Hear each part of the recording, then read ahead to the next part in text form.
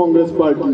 हम ही ने इस SECL की नींव रखी थी, हम ही ने सेल की नींव रखी थी, हम ही ने भेल की नींव रखी थी। इस देश में तमाम सरकारी कंपनियों की नींव रखी थी, उनको बचाने का काम भी हम ही करेंगे। और सरकार की हाथों में जाएगी, ठेके पर सब बिकेगा, आउटसोर्सिंग होगी, बड़ी बड़ी मशीनों से यहाँ की खनिज संपदा लूट ले जाएंगे, लेकिन हमारे और आपके पास कुछ भी नहीं आएगा। तब जरूरी हो जाता है, आप देख रहे होंगे कमर तोड़ महंगाई है। जो लोग इस देश में आए थे इस नाम पर कि बहुत हुई महंगाई की मार, आज वही लोग सबसे ज्यादा महंगाई लाते हैं।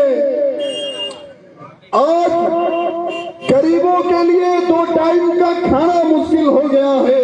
1 किलो दाल की अगर घर में जरूरत है तो 250 ग्राम लेके जाया जाता है। कहा जाता है कि इसमें पानी ज्यादा मिला दीजिएगा जिसमें सारे बच्चे खा लें। अगर सब्जी की 2 टाइम की जरूरत है तो कहा जाता है 1 टाइम किसी तरह काम चला लिया जाए। महंगाई की आज ये हालत हो गई है। और वो महंगाई क्यों है?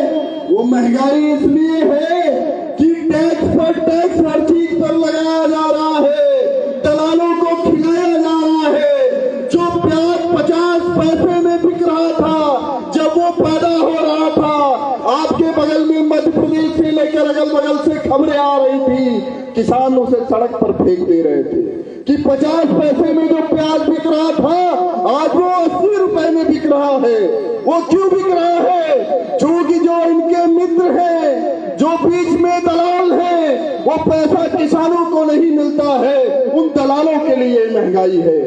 आपकी जेब से पैसा उठाकर चंद पूंजीपतियों की जेब में डाला जा रहा है। आज बैंकों पर डाका डाला जा रहा है। हमारे आपके पैसों की कारी कमाई को लूट कर चंद उद्योगपतियों को दिया जा रहा है।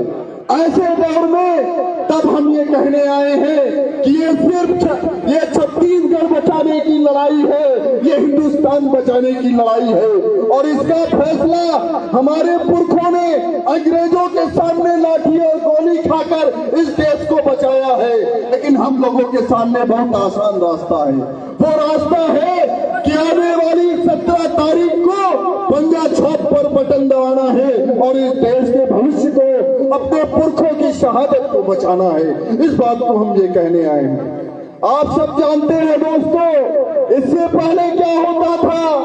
अंग्रेजी मीडियम में किसके बच्चे पढ़ते थे? उन लोगों को जो महंगी फीसें देने में सक्षम हैं।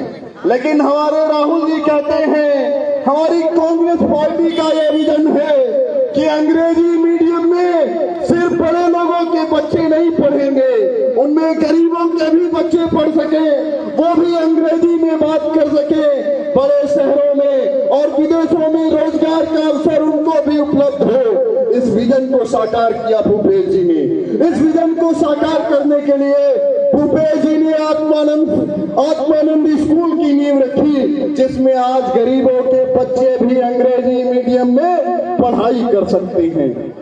ऐसे तो हमको इस बात की जरूरत है जो ये चाहते हैं कि हमारे बच्चों की जीविका बचे, इस देश के संसाधन बचे, हमारे बच्चों का भविष्य बचे।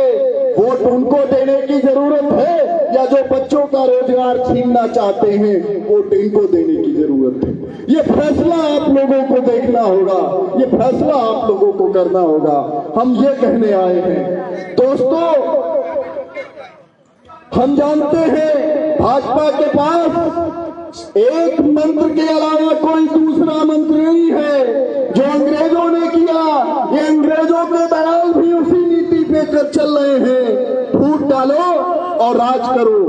सिर्फ चंद लाइनों के साथ हम अपनी बात खत्म करेंगे। सिवान जी ने जो सफर शुरू किया है, मुझे भी हिंदी के एक बड़े कवि हैं नरेश सक्सेना, उन्होंने बहुत मौजूद कविता कही है। यारों किसी ने सुना है हिंदू के घर में आग खुदा ने लगाई हो, बस्ती किसी की हिंदू के घर में आग खुदा ने लगाई हो, बस्ती किसी की यारों राम ने जलाई हो।